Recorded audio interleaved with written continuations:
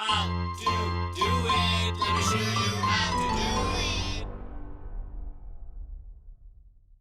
Hi guys, welcome to How to Do It, and in this video we're going to be installing a boost solenoid. As you can see, this one, this is for a 2012 BMW N55 engine, and the symptoms that I'm getting on this car is anytime I accelerate the car harder or push it harder, I get this drivetrain malfunction error on my dashboard. So it's kind of like intermittent, it comes in and goes, sometimes it works fine. So, I've done a few things on the car that could be the culprit for that particular error that you may get. One of the most common things is your oil filter housing gasket leaking, and the oil kind of seeps through, fall on your belts, and make your belt slip and things like that. So I've already done a lot of work on this car. If you want to check out some of the videos, I'll leave it in the description below if you want to check it out on this particular engine. But this particular phase, I highly suspect this valve is going bad. So I ordered a replacement. The replacement, if you buy a original BMW one, it can cost you about 180, 190 bucks from ECS Tuning, or if you go with the off-brand, you can pick it up for like anywhere from 50 to 80 bucks range, and those tend to last as well. So in this one I have a original BMW one, so I don't want to put a BMW original one because it did not last me too long. Decided to go with the off-brand, and just to check it out, maybe this will outlast the original one, who knows. But it's not a hard job, to be honest with you. What you have to do is remove this intake, just from this side. So I loosen up this guy right here. So I can remove this whole piece as one. And of course you're gonna have to remove these lines right from here. You can just squeeze them and pull them out. And I'm gonna loosen this guy, get this breather hose out of the way. There's a good trick for this, to use pennies on all three of them, and then just use something to lever the bottom one, and then you can pop this right off. So we're gonna go ahead and remove this whole thing, get this piece away. I'm gonna go ahead and move this rod out of the way as well, so I have enough room to work, because the solenoid is right here. So there are two vacuum hoses connected. This is one of them that is coming from the front of the engine. This is the one coming from the valve cover gasket. It's a short pipe going in there, and then there's a electrical connector right here. So we're gonna get that out of the way as well. The electrical connector is fairly easy, just push on the pin and comes off. So let me go ahead and remove all this, get this out of the way, and then we'll get into replacing the solenoid. Okay, so at this point I have this part nice and loose. This is out. I undid this connector. All you have to do is just pry this part up a little bit, and then this thing comes right off. Now it's just a matter of me removing this. You also have to remove this particular screw right here, and this is a 10 millimeter. And at this point I'm just ready to pull this off. And another thing you may want to do is disconnect your mass airflow sensor. This connector right here, just put it on the side. And now you can just take this whole assembly off. I'm not taking this part off because it's a lot easier to remove it from here versus over here, because it's a plastic going on plastic, and this is like a rubber seal inside that goes on there, so it comes off a lot easier if you loosen this up. So I'm going to go ahead and remove this. Okay, so now this whole hose pipe is out, and this is the electrical connector. So all you have to do is just push onto this, and this will come off. This is one of the vacuum hose that I'm going to take off just from the valve cover, and the other end is going into this solenoid, so you can just pull this off and this whole piece comes off.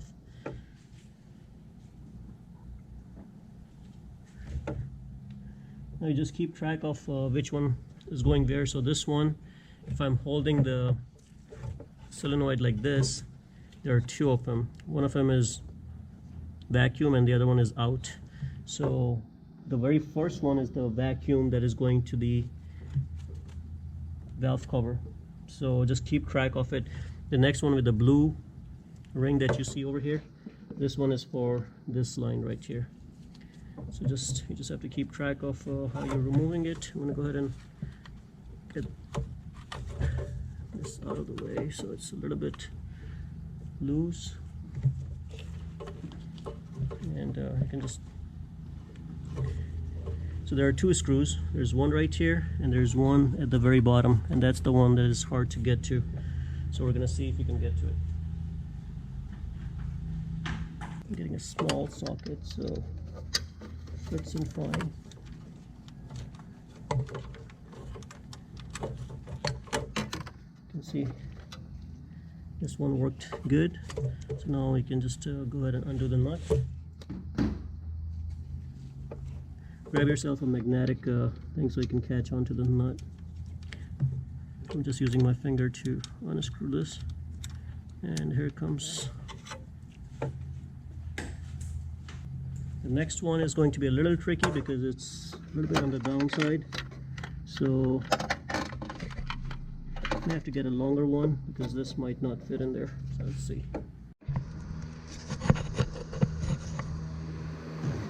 Okay, so to get to the bottom one, what I had to do was put a socket on this, just like this, and kind of get in there and undo the bolt this way.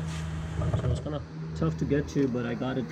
And all you have to do is just get it a little bit loose, and then just use your magnet to get it off. And as you can see, I didn't take the nut off all the way, just enough that I got this off, and I got this off. So sometimes what happens is you may find a leak right here because this, if you look at this rubber piece, the washer, it's kind of like breaking apart, so it's kind of corroded. So sometimes, you know, this can create a vacuum leak here as well, so just be careful with this. I don't think I have a vacuum leak from here, so I'm just gonna go ahead and undo this whole thing. You can see I have some oil right here. Before I had the valve cover leaking, so that's why I see evidence of oil here. Nothing to worry about, that's the old oil. I'm gonna go ahead and get this baby replaced. And what you have to do is pull this out. This might be a little bit tough for you to remove, but you may want to take a needle nose and just kind of turn it back and forth. If you try to pry this, you're going to break this washer, but if you are replacing it with a new one, then you don't have to worry about it. But that needs to be replaced anyways because it's not good. So let's get this moving. This is the part number in case you want to see it. So go ahead and clean this up and install a new one. So to remove this, what you can do is just take a plier, hold on to it, and wiggle it back and forth, and you'll see it start to come off. There you go.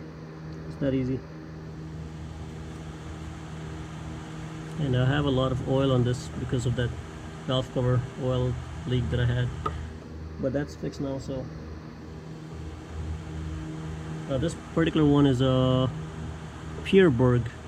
It's made in Germany. That's the original one that I had. You can also check the impedance on this. You know, I checked the impedance, it was about 11 ohms, which looks about right, but you know, these things, if they go bad, they work intermittent, you know, so the coil might be okay, but the inside contact might get stuck. So okay, so to install the new one, all you do is just take this one, just make sure you put this one in the out, because this is the one that is going out, and you just want to make sure there's no oil traces or anything like that. Instead, inside is nice and clean, and that just goes in just like that. And the other hose that goes to the valve cover will go here. We'll connect that.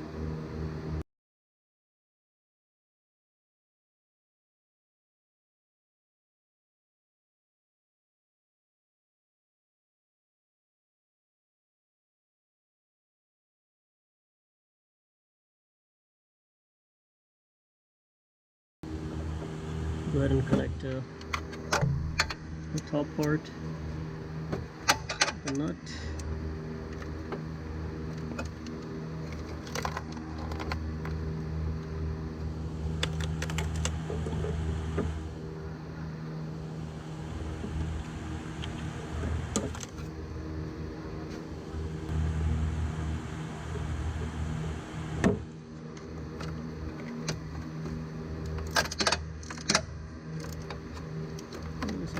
tight.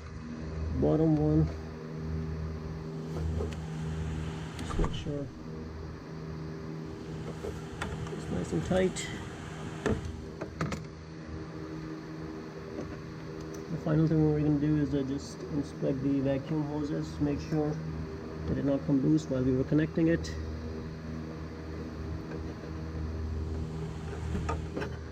Everything's looking good. Now the very last part is connecting the electrical connection. There you go. Now it's in. And at this point we're going to connect everything. Make sure everything is working good.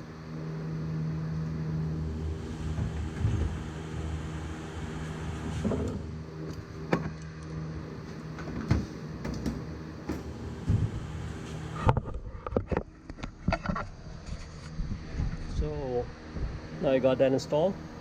I think the hardest part was getting to the bottom bolt. Other than that, it's pretty simple to do. I'm going to connect my hoses back and go for a test ride.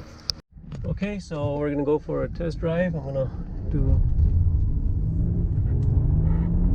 you can see how good it is picking up. No more drivetrain malfunction light. And I can feel the power is back again.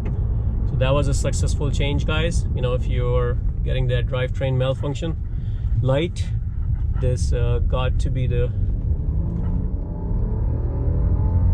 you can see I'm pushing it hard